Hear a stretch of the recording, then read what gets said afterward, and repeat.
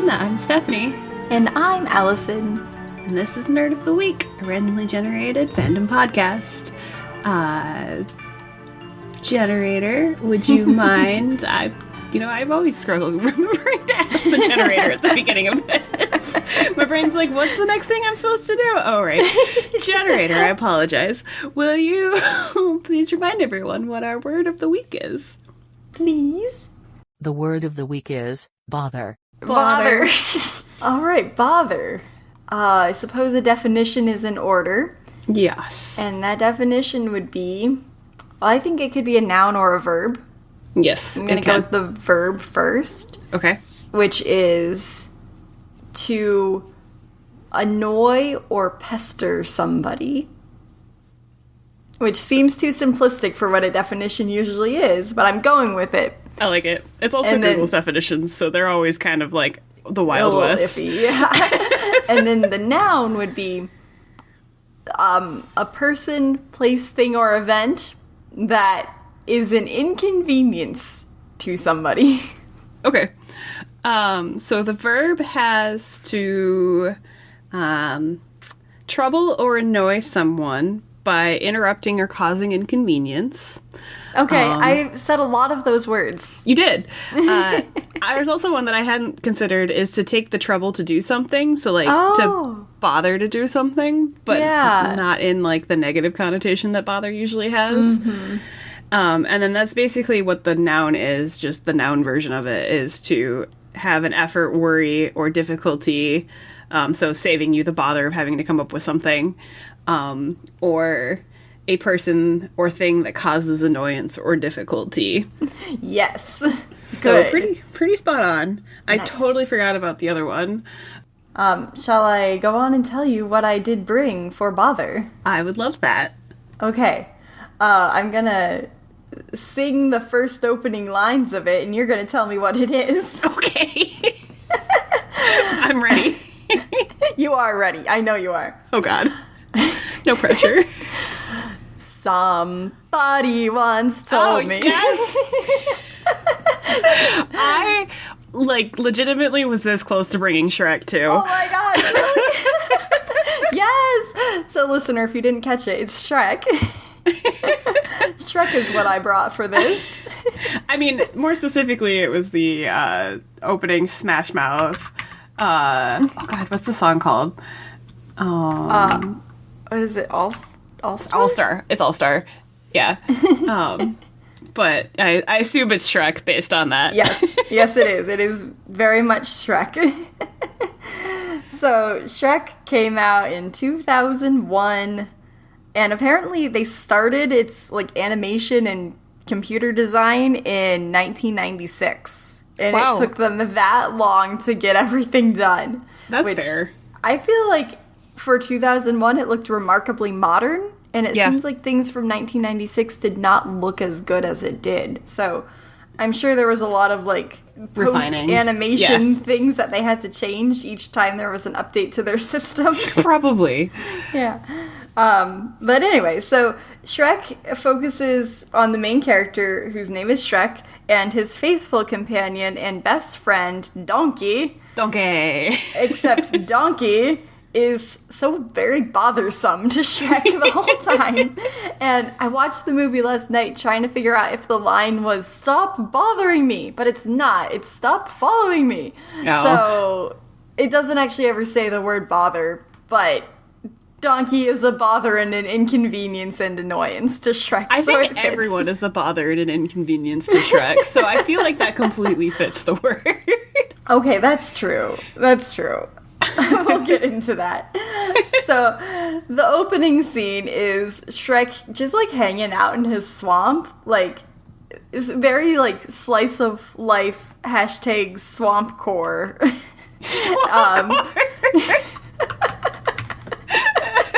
It's our new aesthetic. Swampcore. And none of this cottagecore. It's swampcore. From the makers of cottagecore, we bring you swampcore. And so he lives in this, old tree stump in the swamp. It's a big tree stump, I guess. And he does, all these gross ogre things all day long and has a grand old time doing it. Like, he showers in mud, and he pulls earwax out of his ear for a candle, and he eats a slug for dinner. So it's just like, you know, this is what an ogre is, kind of like setting up him. And then at the very end of the Smash Mouth song, we see the villagers are like drawing up a plan, and they have their torches and pitchforks, and they're going towards the swamp. Shrek kind of hears them in his little cottage. It is kind of a cottage, I would say. Swamp cottage core. So he like goes to the window and sees that they're coming. He has the grand idea to sneak around behind them. And they're, like, peering through the bushes, like, oh my gosh, you think he's in there? Can we get him? And then Shrek, like, laughs behind them and scares them. They lose all of their hope that they would ever be able to get him. And they run away like little babies. Because Shrek is so intimidating. That's fair. In their wake, though, they have dropped a piece of paper. And it says, wanted fairy tale creatures, and there's a monetary reward. Shrek kind of looks at that, but, like, grimaces and throws it away. He does not care. Fine, whatever. Well, next day, we see these fairy tale creatures that are being all wrangled up. They're, like, in the clearing of the forest, and we see, like, Geppetto coming with Pinocchio, and they say, I've got a talking doll. And Pinocchio's like, I'm not a doll, I'm a real boy. And of course his nose grows. And so the guard is like, all right, here's 5 shillings for the possessed doll. And then a lady comes up and she's like, well, I've got a talking donkey. And this is where we meet Donkey for the first time. She like unharnesses him. There we go. Muzzles are for dogs, not horses. I mean, I think there are horse muzzles, but they're more like those bags that you kind of eat, but I don't know what I'm saying. Move on. So she unharnesses him and is like, all right, go on, little fella, show him what you can do. And Donkey, kind of smartly, does not say anything because he knows he's going to be turned over to these guards if he proves that he's a magical creature. So he says nothing. And then the lady, like, whacks him on the back and he gets startled and, like, kicks over Tinkerbell in her cage because Peter Pan is trying to turn in Tinkerbell in this world. And Tinkerbell, like, puts some fairy dust on Donkey and he starts flying. He's like, wow, now I'm a flying talking donkey. And, of course, Donkey is voiced by Eddie Murphy.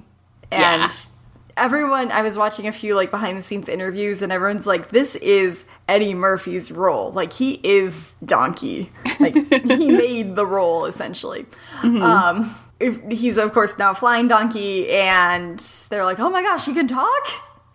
And Donkey, then the magic wears off, he falls down to the ground, and they're trying to seize him, go after him, but he is a real wily donkey, and he's able to get away. He goes running through the forest, and suddenly he accidentally bumps into Shrek, because Shrek is putting up these signs around his property that say, keep out. You know, as he has a right to do, it's his property. People were trespassing on it. Right. And Donkey's like, oh no, scary ogre, but doesn't, like, say that immediately. He just kind of, like, gets behind Shrek as, like, a shield. And the guards are like, I have authority by Lord Farquaad to arrest you and detain you into a secondary location. And Shrek is like, yeah, you and what army? Because the rest of the guards have now turned around and ran. And so the head guard also runs away too. Well, Shrek is pleased with that, and he's marching on back to his swamp. But Donkey, now talking again, is just jabbering away and is like, wow, you were really great back there. And, you know, you're so big and intimidating, and you scare them right away, and I really respect that. That was cool. And Shrek is just, like, trying to get Donkey to leave him alone. And Donkey's like, wait, I know, I'll stick with you. Instead of going back to wherever he came from. And Shrek's like, look at me, what am I? And Donkey looks at him like, obviously what Shrek is asking for him to say is that you're an ogre. But Donkey says, really tall? And it's like, yes, I guess he is really tall. Especially a donkey. Yeah, the little donkey. So Donkey just really wants to be Shrek's friend. Like, he doesn't care that Shrek is an ogre. He doesn't care about, like, any gross things that Shrek does. He just wants to be loved and appreciated and show his appreciation. Like, he's just a being of joy. And he's like played off as being super annoying, but he's just real sweet, and I think misunderstood. He means well. He does mean well. So Shrek is then getting ready for dinner, and Donkey's like, so where do I sleep? And Shrek is like, outside. So Donkey's outside singing to himself about how lonely he is. And then suddenly Shrek hears like a weird rustling around in his kitchen. He's like, I thought I told you to stay outside. And Donkey like peeks his head in through the window. He's like, I am outside. And Shrek's like, oh no, something else is going on. And he catches the 3 blind mice on his table.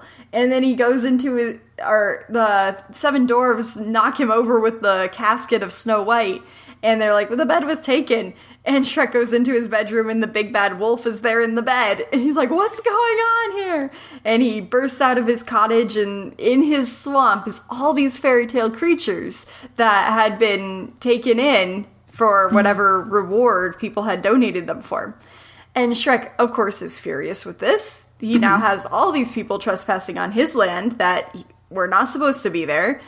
And so he says, you know what? I'm going to figure out who was responsible for this right now. And everyone's like, it was Lord Farquaad. And he's like, okay, well, I'm going to go talk to him and I'm going to get you right back to where you came from. And he's saying it in like a menacing way, but everyone interprets it like, yay, he's sticking up for us. He's going to send us home. So they like give him like this wreath of flowers and a crown, and like they're all applauding him. Shrek has such the best motivation for a character, which is, I want you to leave me alone. What will it take for you to leave me alone? But no one does. Everyone, he's more charismatic than he thinks, I think. So he marches off to find Lord Farquaad, but he doesn't exactly know where that is. Unfortunately, Donkey does know where Lord Farquaad is. So Donkey gets to go with Shrek. Hooray! Yay! So they march on through this field, and then they arrive at Lord Farquaad's city, which is Duloc.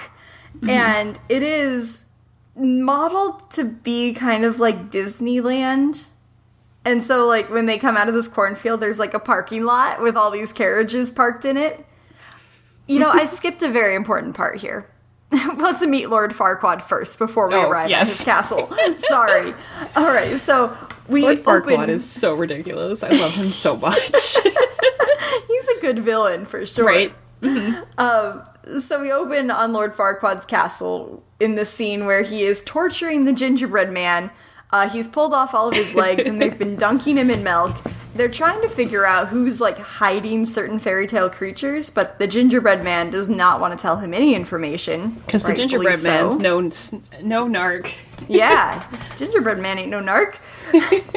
And he's, like, coming up with a lie, and he's like, do you know the Muffin Man? The Muffin Man? The Muffin Man! Yes, I know the Muffin Man. Well, she's married to the Muffin Man. And Farquaad goes, married to the Muffin Man. And just then, the guards come in, and they're like, Lord Farquaad, we found it. This thing that they found is the magic mirror. And so they hang it up, and Lord Farquaad talks to it, and he's like, mirror, mirror on the wall, is this not the most perfect kingdom of all? And the mirror knows that it's not the most perfect kingdom, but he says, well, technically, you're not a king. Because he is just Lord Farquaad. The mirror is so sassy. I love him so much. Apparently, one of the voice actors that they had read the lines was Jimmy Kimmel. But that's not who ended up playing him. Oh. Yeah. But anyway, so Mir goes on, because Farquaad is, like, about ready to have him smashed. He's like, but wait, you can become one. You just have to marry a princess. And then he sets up, like, this dating show, and he's like, here's our 3 eligible bachelorettes. And the first one is Cinderella, the second one is Snow White, and the third one is Princess Fiona. And we set up that she lives in a tower surrounded by a moat of lava and guarded by a dragon, and she has to be rescued by True Love's kiss. And the mirror's like, so who do you pick? And Farquaad takes a second, and he's flustered, and his guards say, pick number 3, my lord. And so he does. And so it's Princess Fiona. has to be rescued from the dragon. Well, Lord Farquaad, he is very short. He's probably like 2 feet tall. And he's not very muscular or athletic. So he has to hold a tournament to find a champion to go rescue the princess for him.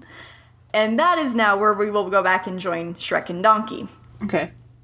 So they're in the Duloc parking lot. They're going through this, like, one of, like, the queue lines. You know how they have, like, tape at the airports for TSA? Kind of like that? Yeah. Does that make sense? You know what I mean? I do. Okay. And they just kind of, like, plow through it. And no one else is around. And Shrek's like, it's too quiet. There's then this weird little, like, music box information thing that Donkey wants to play with. And it, like, opens up and there's these little puppets that sing, "Welcome to Duloc, such a perfect town."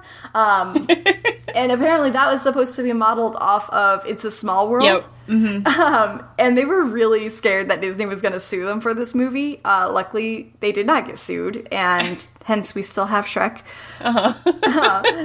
But anyway, then they hear these trumpets sounding off in the distance. They follow the sound, and they arrive in the tournament arena. And Farquaad notices Shrek there. He's like, "Ugh, what is that thing?" And Shrek's like, "Well, that's not very nice. It's just a donkey." And Donkey's all offended about that. I wish I had that level of confidence. Right? Shrek himself is pretty sassy. He is. Yeah. So Farquaad, he originally, of course, just had the knights set up in the tournament, but his new plan is whoever kills the ogre gets to go be the one who saves the princess. So Donkey and Shrek go through, like, this whole boxing match and fight scene with all of the knights, and they kill them all or defeat them all. I don't know if they're dead, but they're at least incapacitated. And then all of these, like, archers from above are, like, poised and ready to fire at Shrek. And Lord Farquaad is like, "Wait, no, I have a different idea. The ogre is our champion. So, ogre, you get to go find the princess." And Shrek's like, "Well, what's in it for me?" And they strike up this bargain where Shrek will go get Fiona as long as Farquaad gives him his land back and makes all of the fairy tale creatures go away. So it's a deal. So now Shrek and Donkey head off again. So they're going. There's this scene where they're walking through some fields and Donkey's, like, questioning Shrek about, like, his personality and things like that. And Shrek's like, "There's more to ogres than you think." And Donkey's like, "How so?" And Shrek's like, "Because ogres are like onions. They have layers." And Donkey's like, "No one likes onions. What about cake?" And Shrek's like, "Ogres are not like cake."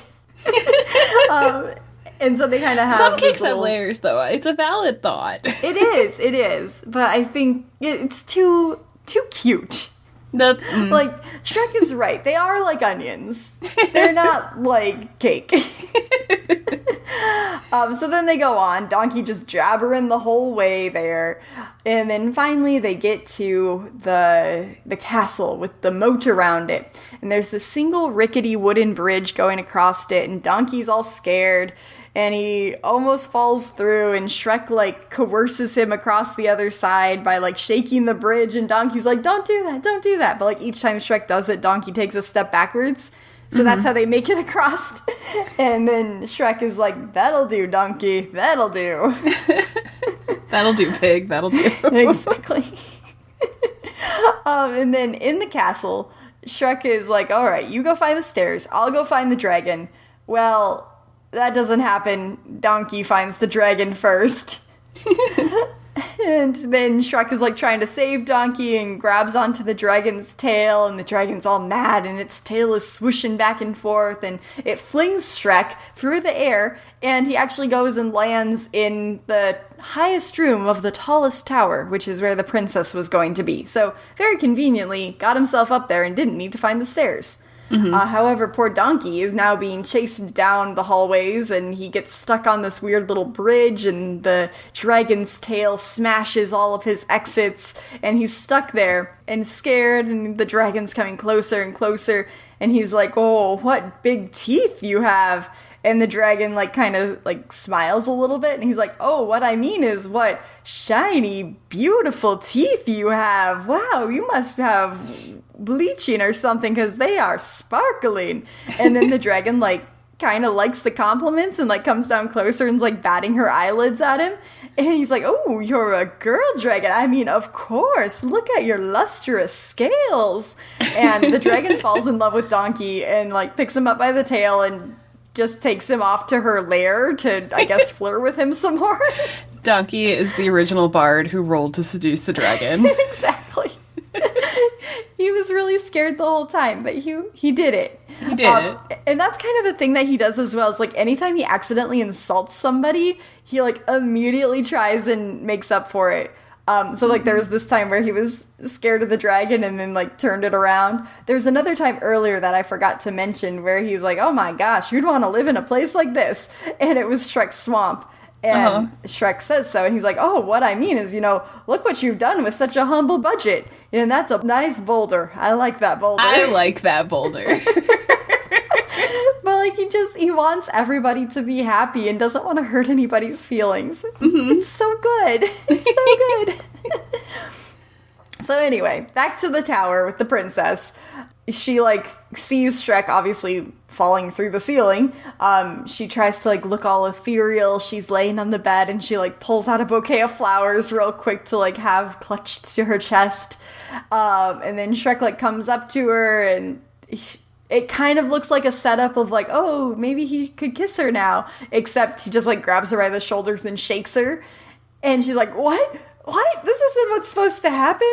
And Shrek's like, well, sorry, you've got to come right now. And they run out the door, down the stairs. And then we hear the dragon roar. And Fiona's like, you didn't slay the dragon? And Shrek's like, it's on the list. I didn't have time yet. And she's like, but all the other knights slay the dragon first. And Shrek's like, yeah, and they've ended up dead, so why would I do that? So, like, none of this is playing out how Fiona wants it to or how she's imagined it to. Mm-hmm. And she's been in this tower for years, so she, like, knows what she wants to happen, but none of this is going to plan. Anyway, Shrek rescues Donkey by basically dropping a chandelier on the dragon's head, and it turns into, like, this collar around her neck. There's this huge chain that's attached to it, and Shrek, like, forces the dragon to run back and forth across this grand ballroom where there's all these pillars, and so it gets all tangled up, and right as they're at the end of the bridge, the dragon's, like, blowing fire at the bridge, and part of it gets singed, but they grab onto the one part that's still hanging, and the dragon can't go any further because the chain's all pulled taut, and it gets, like, yanked backwards. So, a very sad dragon has to stay back. But Fiona is saved, and Hooray! She has this whole thing where she's like, Sir Knight, you must remove your helmet so that I can gaze upon your face. And Shrek is like, I don't think that's a good idea. I really don't. And she's like, take the helmet off. And so Shrek does, and he's obviously an ogre, and she kind of, like, makes this weird face at him, and she's like, okay, you're supposed to be handsome, though. You're supposed to be my true love. And he says, well, that's not happening. I was sent to find you by Prince Farquaad, or Lord Farquaad, so I'm taking you back there, and then you can kiss him. How's that? Mm-hmm. And Fiona's like, I don't want to. I'm going to sit here, and he can come and get me himself. And Shrek just picks her up and throws her over his shoulder, and they march on. Mm-hmm. So they're going. Everything's going fine. Fiona's being carried this whole time. Donkey is jabbering away again. He's asking Fiona about, like, love, and he's like, all right, so what if it's, like, a girl likes you, but you're not too sure about it? Like, how do you tell her? And Fiona's like, well, just talk to her, be honest. And then Shrek, like, has had enough of this and, like, jostles her around, and she's like, gosh, I hope that we'll get there by sunset. And Shrek's like, oh, no, we have another day or so of walking. And she's like, oh, well, we need to find a place to camp right now. And, like, the sun is almost down. Shrek and Donkey aren't quite sure what's going on, but she's so demanding that they find a place to camp that they do. Shrek actually finds a little cave for them to go sleep in, or for her to sleep in, rather. Mm-hmm. And she tears off this huge piece of bark from a tree, and uses it as a door so that it's like all secluded and private. And she's like, all right, good night, I'll see you in the morning. And just like disappears before the sun goes down. Shrek and Donkey are like, well, that's weird. Totally normal. Totally normal. This is the scene where I'd brought a few weeks ago for Constellation, where Shrek is showing Donkey different constellations. Mm-hmm. And Shrek says something like, people judge me before they get to know me. And we see Fiona, like, her eye only kind of sticking through this, not sticking through, but looking through a hole in the bark door. And so she was hearing this whole conversation, but they don't know it. Mm-hmm. The next morning, Fiona wakes up before they do. They're still sleeping by the fire. She goes wandering through the forest like a Disney princess and sings at a bird, except the note that she makes the bird sing is too high, so it explodes. Oops. Oops. Oops. Oopsie poopsie. And when I was little, and still, I guess to this day, I didn't understand if she meant to do this or not, because afterwards there's a nest with eggs in it, and she takes the eggs back to make for breakfast. So I don't know if she was purposely out trying to get eggs and she knew that's how she could get them, or if it was a happy coincidence. I think it was, like, she took the opportunity, like, she's probably out trying to forage, and then when she accidentally killed the mom bird, she was like, well, they don't have a mom now, so I guess we'll get these eggs. That's how I always interpreted it. Okay, that makes sense. So anyway, she makes some sunny side up eggs for the boys. She's like, we got off on the wrong foot, and I'm sorry, and I just wanted to make it up to you. And Shrek's like, well, where's all this coming from? And she says the same line that he'd said last night of like, well, sometimes you judge people before you get to know them. So anyway, they are going on through the woods, and Fiona gets snatched up by Robin Hood and his merry men, and they're trying to sing this song about like how they are good and just, and she shouldn't be with the beast, which is Shrek, and Fiona is having none of this, and she comes in and like karate chops down Robin Hood, and then like has this whole kung fu fight with the merry men. And she's like, man, that was annoying. And Shrek's like, where did you learn how to do that? And she's like, well, when one lives alone, one must learn how to protect oneself. In case there's and she is about to say something else, but she's like, there's an arrow in your butt. Apparently Shrek somehow got shot during all of this. And she's trying to, like, pull it out for him, but it's sore and tender, and he obviously doesn't want her to. You know, like how when a dog or cat has something stuck on them, and you're trying to help them, but they don't want you to help them. Yep, like my dog in a picker bush every single day for the last week.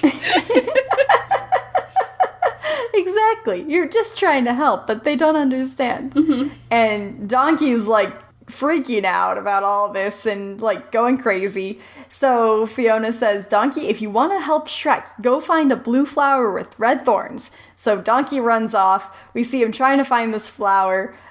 He's like, this would be so much easier if I wasn't colorblind. Shrek and Fiona have a weird little moment of like tenderness, I guess, and he won't let her pull the arrow out. Somehow she accidentally falls down on top of him right as Donkey like comes out of the woods, and Shrek's like, nothing happened. Which it didn't seem like anything happened, but Shrek is just like kind of falling in love as well, and is, you know, kind of jumpy, I guess. Mm-hmm. As Shrek is talking to Donkey and trying to like cover up what had not actually happened, Fiona pulls out the arrow finally, and then Donkey passes out from that occurring. They're almost to Duloc, but it's still kind of far away, and the sun is setting again, and Fiona knows that this is happening, and she doesn't want to be out after sunset, so she's like trying to convince Shrek to camp again, and she's like, yeah, I'm just real worried about Donkey. You know, Donkey, you don't look too good. You look a little bit pale. And Donkey's like, oh, but I feel fine. She's like, that's what they all say. Next thing you know, you're flat on your back, dead.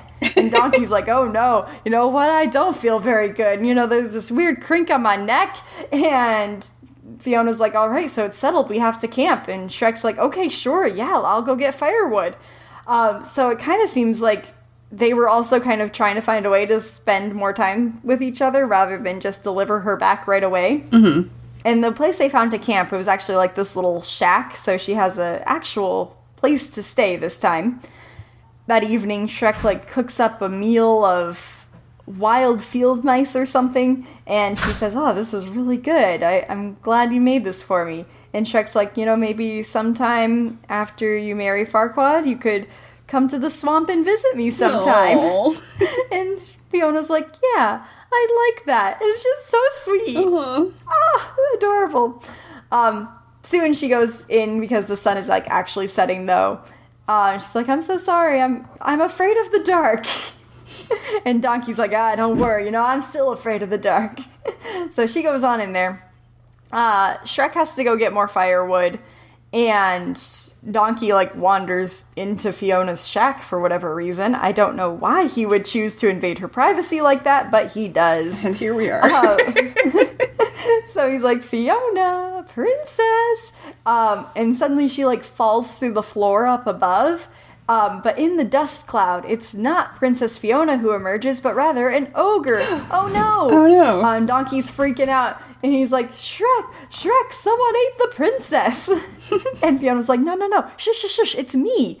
So this ogre is Fiona, in ogre form. She has a curse put on her by a witch that after sunset, she turns into an ogre. And it can only be broken by true love's kiss, which is why she, A, needs to find true love, and B, cannot be out after sunset, or at least didn't want to be out after sunset.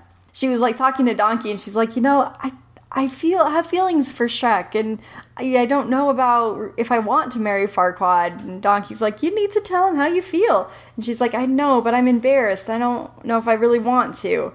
And they're saying something like, I'm supposed to be pretty. Princesses aren't supposed to be ogres. And I can't love, I can't be loved when I'm ugly like this, or something like that. Mm-hmm.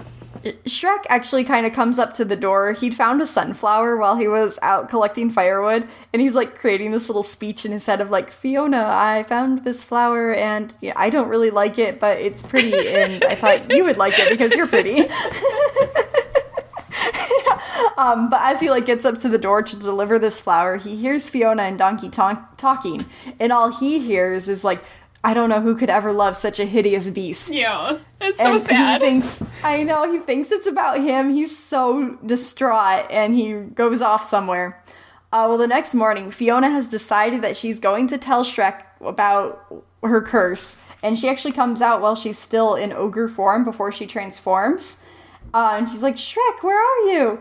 But he's nowhere to be found. She transforms back to the princess, and finally he comes over the hill, and she's like, Shrek, how are you doing? He's like, fine. I'm perfectly fine. Totally fine. He's obviously not. Right. Obviously not. But behind him come a team of guards and Lord Farquaad. He says, look, I know you're so anxious to get there, so I just brought Lord Farquaad to you. And so, having delivered the princess to Farquaad, Farquaad gives Shrek the deed to his land just as he was promised, so Shrek's hands are now free and clean of the deal. Fiona is not impressed by Farquaad when she first meets him because of his short stature and demeaning demeanor. Mm-hmm. Is that, yeah, those words are right? Yep. Okay. However, she's also kind of, like, hurt by Shrek and how he was behaving that morning, and so she's like, yeah, he doesn't have feelings, I understand. So off they go. Farquaad's like, we'll get married tomorrow, and she says, no, let's do it today before sunset, and Farquaad's all for that plan, like, whatever, fine. Well, Shrek marches on back to his swamp in a huff.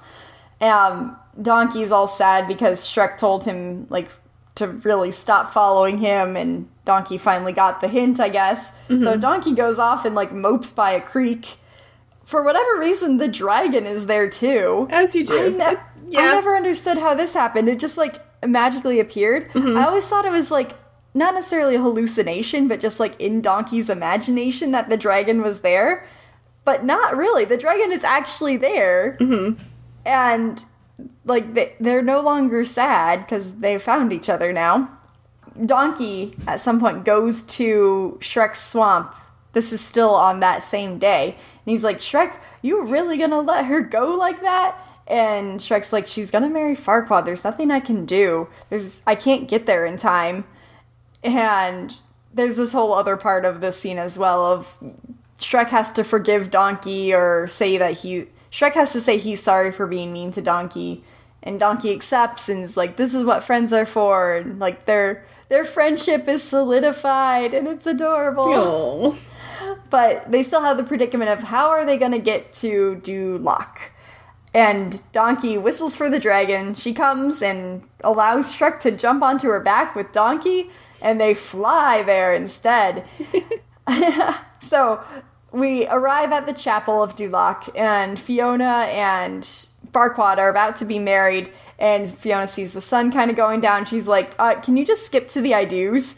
And the minister's like, I'm gonna just keep going slow. Mm-hmm. Well, Shrek and Donkey arrive just as, like, Lord Farquaad and Fiona are about to kiss, so it's like the marriage is basically over at this point. Mm-hmm. But Shrek bursts in like, I object! And Farquaad's like, what now? Why are you here? Right. He's real mad about this. Well, just then, Fiona transforms into the ogre. Farquaad has a fit about that, and, like, Shrek and Fiona are taken by the guards, and, like, they're gonna be separated and pulled away. But then the dragon comes in, and all the guards get scared, and the dragon eats Lord Farquaad. Nom nom. Nom nom nom. So, problem solved. Yay. And then Shrek and Fiona say, I love you. It's been you all along. And then they have their first true love's kiss. Hooray! Aww. And then Fiona's, like, magically lifted into the air, and she glows, and it's magical. And she thinks that at this time she would have been turned back into a princess, but she's not. She's still an ogre. She's like, I don't understand. I'm supposed to be beautiful. And Shrek's like, but you are beautiful. Oh. So cute. And the words of the curse were actually like, and with true love's kiss, take true love's form. Something like that. Yeah. So Shrek is an ogre, so Fiona is an ogre as well. Mm-hmm. But yeah, they get married instead of Fiona and Farquaad, and everyone lives happily ever after. Hooray! And then there's like a dance party at the end. Yay. As you do. All the fairy tale creatures are there to celebrate their marriage, and Shrek doesn't mind them so much anymore. Because everyone has grown as an individual. He's not bothered by them anymore. No longer bothered. Yeah, so that's Shrek. Yay. Yay. Did you know there's a Shrek musical? I did. It's ridiculous. I've heard that, like, even just this Shrek suit is ridiculous to behold. It's an experience to watch. I was having an insomniac moment the other day, and I literally watched, it's on Netflix, and I found it, and I'm like, well, I know what I'm doing tonight. And they give Farquaad a backstory that his father is Grumpy from Snow White, which makes the, like, pitch of Mary Snow White, like, a little creepier. And I think Grumpy actually, like... Also the fact that he's rounding up the magical creatures. Mm-hmm. Well, he's pretending to be human, but he's actually one of the Seven Dwarfs' kids, and, like, totally not compensating for something. And it's just absurd. I would absolutely watch it live, but just it's ridiculous. There's just some design and character choices that are odd, and the guy who plays Donkey, kudos to being in, like, a donkey suit covered in fur, dancing around, and, like, it had to be so hot in there. I was just... Yeah. I was watching in amazement, having done theater and musical theater myself, just being like, that suit would have been an actual demon to be in the entire performance. Maybe he has ice packs or something stuffed in there. Or, like, when he's off stage, they're, like, cooling him off with a fan. Mm-hmm. He's probably not off stage for very much of it, though. No, he's a not. prime character. Yeah, he's pretty much there. Other than the Farquaad, they have the Dulac song, and then they, like, expand that into a longer thing. Other than that, he's really not off stage much. I do recommend. It's on Netflix. It is an absolute monstrosity to behold, but it is fun. And Shrek continues to hold up as a story and is quite hilarious. Mm-hmm. Yeah, it's real funny. I'm glad I got to watch it again. So what next? I have a quote for you. Okay. It is, "Don't bother me with trifles. After 20 years, at last my father's soul will be at peace. There will be blood tonight." Ooh, yes. I know what this is from. Perfect. If you know what the quote's from, feel free to tweet at us or message us on Facebook or YouTube using the hashtag Nerd of the Week or NOTWP. We'd love to hear from you. We would love it. Yeah. I am bringing Office Space for Bother. Have you seen this movie? No, but I've been highly recommended to see it. Yes, it's very fun. Not a lot happens. Like, the plot is kind of, which I think is the point of the movie too, where just it's like a slow descent into madness. It was made in 1999 and is an American comedy film written by Mike Judge. And basically it satirizes work-life comedy, like right around like The Office style, like this, just the asinine, ridiculous things that you have to go through in a cubicle, is basically the plot of this movie. It stars Ron Livingston, Jennifer Aniston, Gary Cole, Stephen Root, David Herman, AJ Naidu, and Deirdre Bader, I think. Fun cast, super fun to watch, but also like, you got Jennifer Aniston for this? Yeah, she's the love interest. Surprise! Nice. It's the 90s. Jennifer Aniston's love interest, as she is in most movies she's in.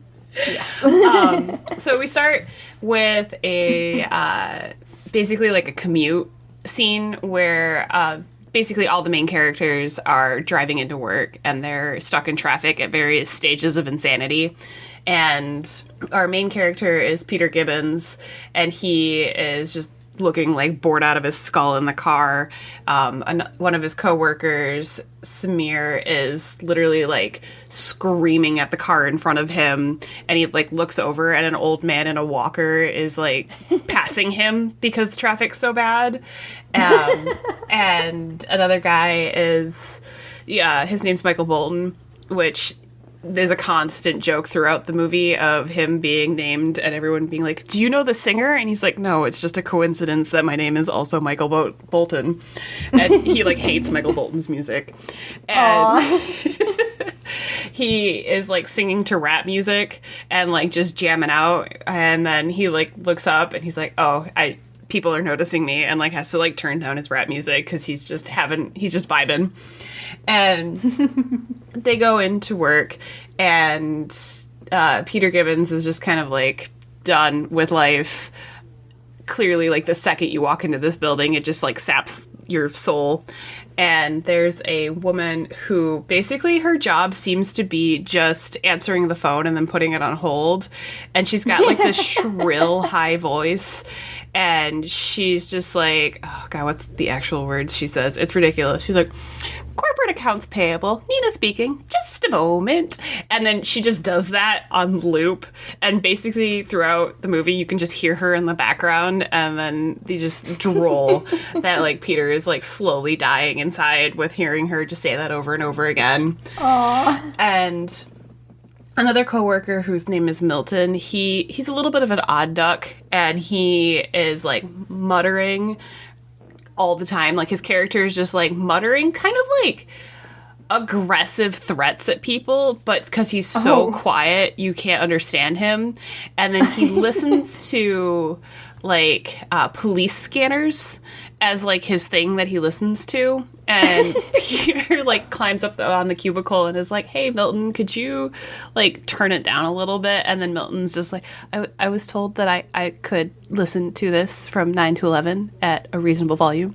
And you're like, it's like, yeah, this is a reasonable volume. And you're like, you just feel for Peter because you're like, this is not a reasonable volume, but he's just going to continue to listen to this weird police scanner that he's listening to.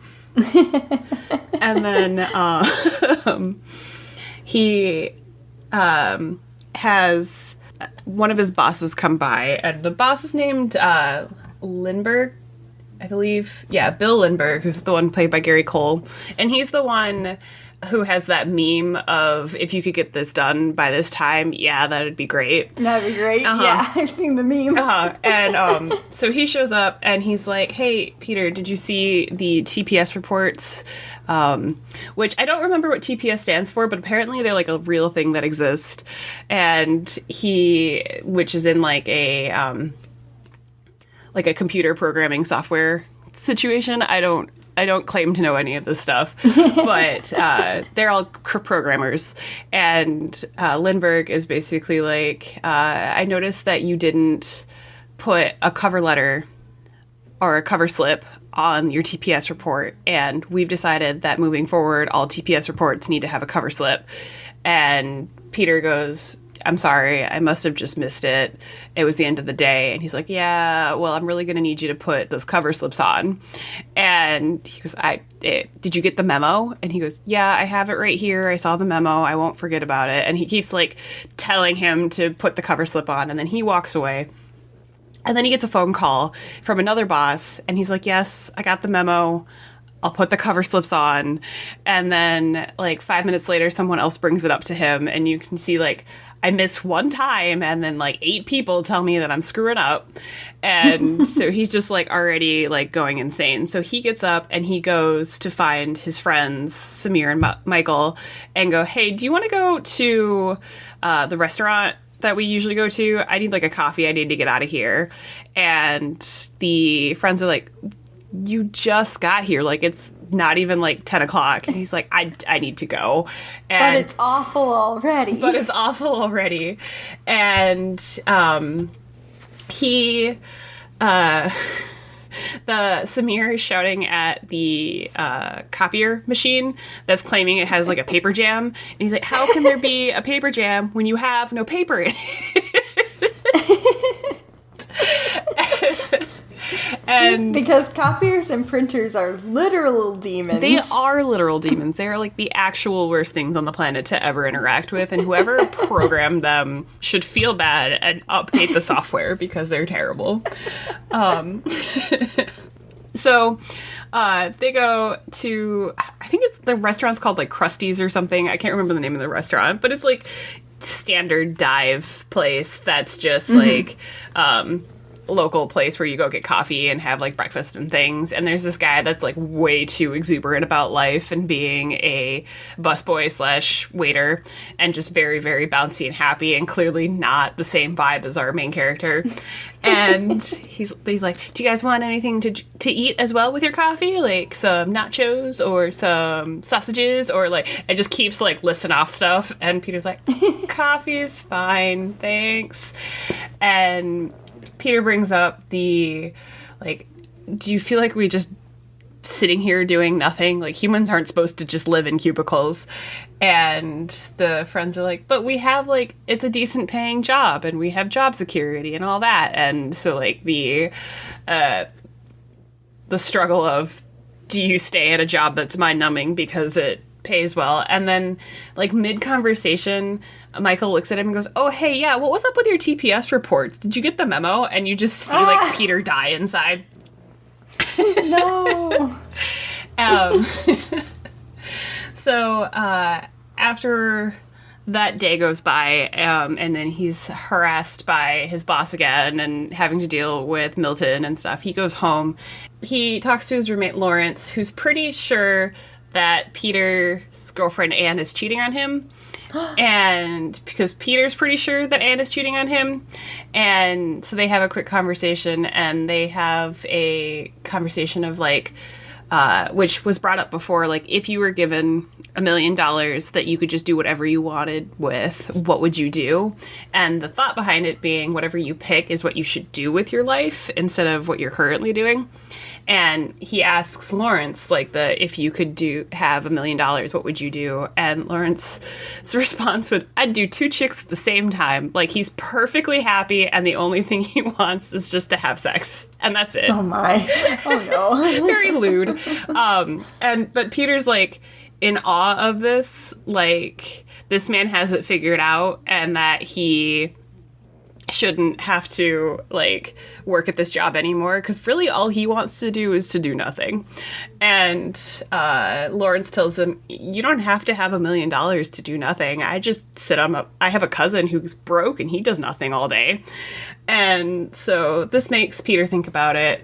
And then he goes out to dinner with his girlfriend after this conversation, and Anne convinces him to go to an occupational hypnotherapist whose name is Dr. Swanson.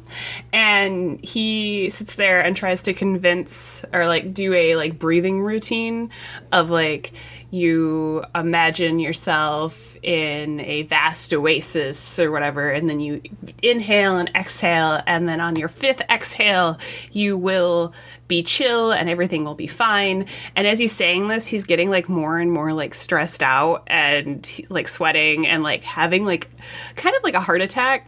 Oh gosh. And then straight up just falls over, and apparently does in fact have a heart attack. But Peter has somehow entered like a shocked state or a trance, and he's just, everyone else around him is freaking out and going like, oh my god, are you okay? All this stuff, and trying to get the guy to wake up and like call 911 and all that. And Peter's just kind of sitting in the chair like, all right, this is chill. I'm cool now. And then I'm just dying a little bit. A guy just died. Okay. It's fine.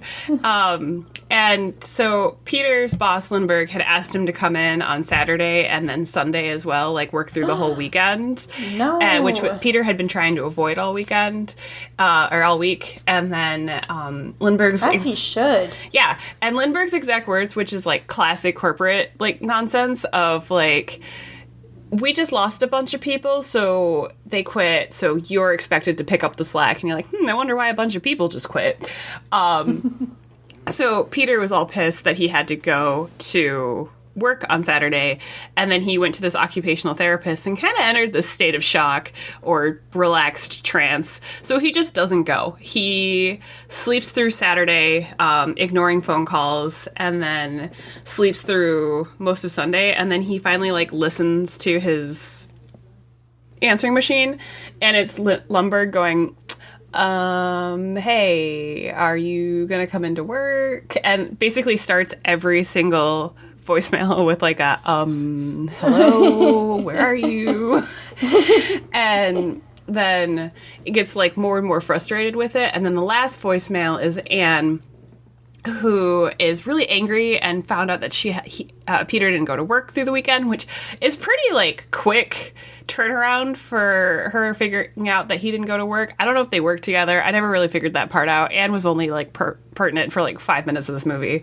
Mm-hmm. And then she breaks up with him on the phone because he acted super weird when a guy died in front of him, and then never answered her phone. And then she's like, Anne, I've been cheating on you. And she hangs up. And so he's now broken up with. And so Peter decides on Monday, instead of going to work, he's going to go, he drove to work, looked at work, and then decided he's going to go to the restaurant that he wanted to go to, because Joanna, Jennifer Aniston, works there. And she starts to bus him and try to get him to a seat, and then he goes, do you want to have like lunch with me? And she's like, what? He's like, yeah, I'm gonna go over to this other restaurant and I'm gonna be there for like an hour, and if you want to come join me. So Joanna does, and she goes over to sit down with him, and then they just talk. She's like, don't you have work today? And he's like, yeah, I've just decided not to go anymore. And she's like, aren't you gonna get fired? And he goes, probably. But she's like, but what about money? And he's like, yeah, I'm just not going to work. And like, just, that's it. That's all he leaves it at. And here we discover that Joanna is required to wear pieces of flair, which is like a bunch of buttons on herself, and she has to have a minimum of 15 buttons to have flair. And she's just like, I hate the flair. It's so stupid. And her boss hassles her all the time about not wearing more flair. And you mean bothers her? He bothers her. And she's just like over it. And then Peter changes the conversation to, hey, do you want to come over to my place and watch kung fu movies? And just like out of nowhere, Joanna's just like, I love kung fu. And so then they bond over their love of kung fu. Oh my gosh. So they start dating. Joanna actually goes back to her restaurant afterwards. We see her for a little bit before we see Peter go to work to pick up some stuff. And her boss then tells her that 15 is the minimum number of pieces of flair she needs to wear. And the other guy, who was really bouncy and happy, I think his name was Drew, wears 32 pieces of flair. And you should do more than the bare minimum if you want to succeed in life. And the look on Jennifer Aniston's face is just like, I serve tables. Why do I have to keep putting buttons on myself? And so she's just frustrated with that situation. And then we go to a shot of Michael and Samir and one of their other friends, whose name is something, ? Steve, I think. He's another guy who works there who's always convinced he's going to get fired. And this time he's very convinced that he's going to get fired because they've hired on a pair of consultants, the Bobs, Bob Slindell and Bob Porter, who are paid, the Bobs. They keep calling themselves the Bobs. One is played by John McGinley and one is played by Paul Wilson, which is just quite fun. They're very fun to watch. And they are helping the company basically to downsize, but they don't use those words. They're like, we want to know what you do. So you're functionally interviewing for your own job. Oh. And they have had people go through, and the guy who's convinced that he's going to get fired has one of the more famous lines in this, I'm good with people, because he starts getting freaked out, and he's like, no, I help the computer tech guys talk to the customer. I'm the middleman. And they're like, well, can't the customer just talk to the computer tech guys? Like, what's your purpose? And he's like, no, I'm good with people. What is wrong with you people?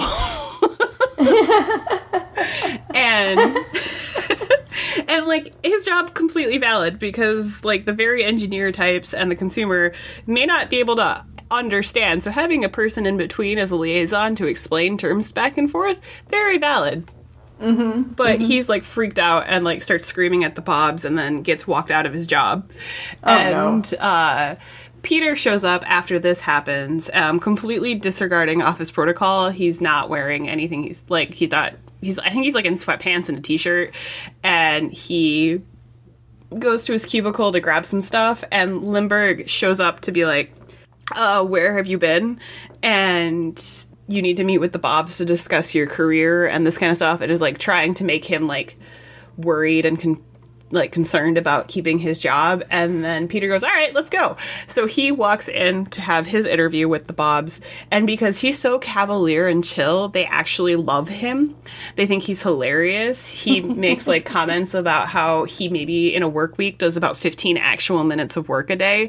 And he goes like, I have 8 bosses. So if I mess up, I have 8 people yelling at me and I don't even know what they do and all that. So he just like straight up gives it exactly how it's happening to him.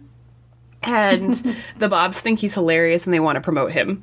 And Lindbergh is furious about this because he's like, no, this guy isn't doing anything. He's showing up. He's being disrespectful.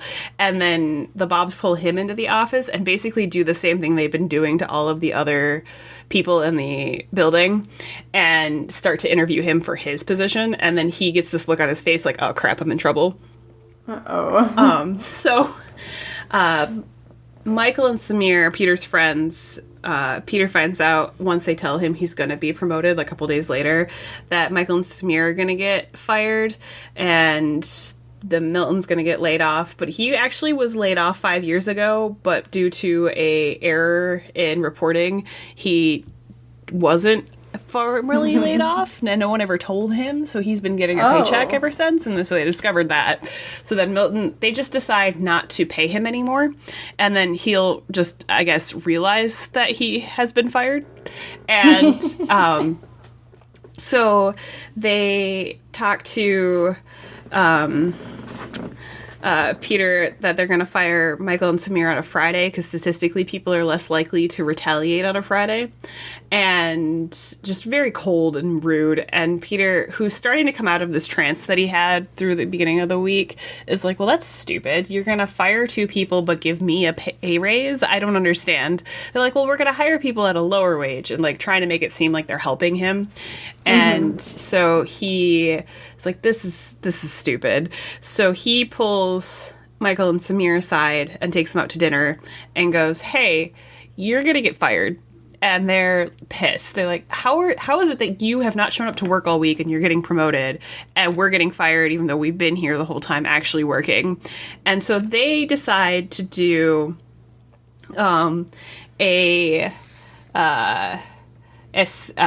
money laundering scam where they are going to, because of like computing errors and the fact that it's 1999 going to 2000, like they had to update a bunch of stuff. So the computer actually diverts fractions of pennies and rounds up, so then they miss those pennies. So the plan is to make a fake bank account and then have the pennies that were getting just lost to rounding errors end up in that bank account. And over the course of like 10 years, they'll make $1 million or something like that.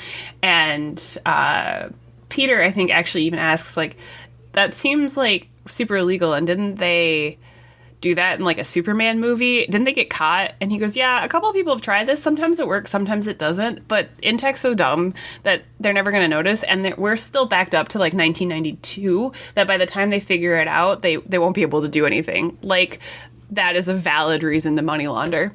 And so they decide that they're going to do it anyway as they look up money laundering in the dictionary. And Friday, they go back and install the virus on Michael and Samir's last day after they've been fired. Milton goes to Lumberg and asks where his paycheck is because he didn't receive it. And Lumberg goes, you're just going to have to talk to payroll about that. But also, we need you to move. Instead of firing him and telling him that he had been fired for 5 years, Lumberg just tells him he needs to move to a different area of the building and basically into a closet, and then takes his stapler, which was like his favorite thing in this building. Why, I don't know, but it was his stapler. And then they just move his desk. And so Milton gets like really angry and is like doing his angry muttering, like, I'm going to burn this whole place to the ground. So the 3 leave and they go to see Joanna, and Joanna has left her job because she flipped him off after he gave her another lecture about her flare. And then they tell Joanna about this money laundering scheme and that everything's going to be fine and they're going to make a bunch of money and this is how everything is going to go and they can live the easy life forever. But on Monday, Peter discovers that there was a bug in Michael's code that accidentally, instead of doing like 3 cents, did $300,000 of money from this company. So that is not inconspicuous, actually very conspicuous, and that they're actually going to get caught. So then these 3 nerds who partied all weekend and were super proud of themselves are now like terrified that they're going to get caught. And so they try to put the money somewhere else. They try to figure out what they could do with the money to make it look like they didn't go to their bank accounts. And then Peter decides that he's going to take responsibility for this and be the bigger person because he's the one who talked Samir and Michael into doing it. He tells Joanna, like, don't act like we've been dating. Like, I'll just take the fall for it. I'll go to prison and you guys will be fine, which is very big of him. And he writes a confession letter to Lumberg along with the traveler's check for the money and puts it under Lumberg's office because he couldn't go into work because he's basically just not showing up to work. So he like worked up the courage to give it back, but he didn't do it in person. He just like slid it under his boss's desk. And then Peter learns that Joanna I guess they got into a fight over the money laundering, and then she brought up that she had slept with Ullenberg, but it wasn't his boss, because that threw him into a whole another tizzy, which is like its own scene that I forget about. But they apologize, they start to talk, and then they're like, we'll have a good day before I get arrested. And the last scene in Tech is Milton coming out of the office after he's realized he's been fired, and he's setting the building on fire like he's been threatening to do. And he gets the check that he sees, like it has Lundberg's name on it, on the ground under the office table-y thingy, and he grabs the check. And then the next morning, Peter arrives expecting to be arrested, but Intech has been burned to the ground, so it's destroyed all evidence of their scheme. He sees someone fleeing the scene and assumes it's Milton, and then Samir and Michael begin jobs at a different location, which is Intech's rival, and Peter and his neighbor, or his roommate, the construction worker from the beginning, helps him with this job, which he's actually enjoying as a construction worker. It's something different. He's outside. And the last scene is Milton on a beach, having now gotten like $300,000, and is just like chilling, living the good life, drinking a martini. And he finds Peter as he's like digging through. You see that he's like working through the rubble of Intech to like level it. He finds Milton's stapler, and the like scene ends with him like looking to the sky and smiling. And that's Office Space. Woo! It sounds very fun. It's fun. Very silly. It's got a lot of like quotable lines. It's very memeable. And is definitely a fun movie to go through every once in a while and just laugh at the ridiculousness that is corporate America. Yay! So, all right. Well, thank you for bringing that. Yeah. All right. So, do you need my quote again? Let's hear it again, but I think I know where it's from. Don't bother me with trifles. After 20 years, at last my father's soul will be at peace. There will be no blood tonight. Wait, isn't it There Will Be Blood Tonight? Oh, There Will Be Blood Tonight. My own dyslexic writing it down. There will be blood tonight. That is from The Princess Bride. It is. Woo! Inigo Montoya. Yes. And, Generator, would you like to let us know what our word is for next time? Please, Generator, please tell us. The next word is warrant. Okay. Warrant. Like a warrant for your arrest? Question mark? Thanks. Maybe this warrants a lookup in the dictionary. But, tis. Great. Thank you, everyone, for listening. Remember to communicate with us on social media if you enjoyed or we got a sensible chuckle out of you. Communicate with us. Communicate with us. Talk to us. Chat with us. Interact. Help our podcast grow. Boost any way you can, or just tell someone about us and pass us along to someone else so that maybe we can grow. Because that would be really cool. Yeah. Yeah. And I think that's it. So thanks for listening to Nerd of the Week. As always, I've been Stephanie. And I've been Allison. And remember, this is not a pyramid scheme. Yay! Yay! Goodbye. Bye.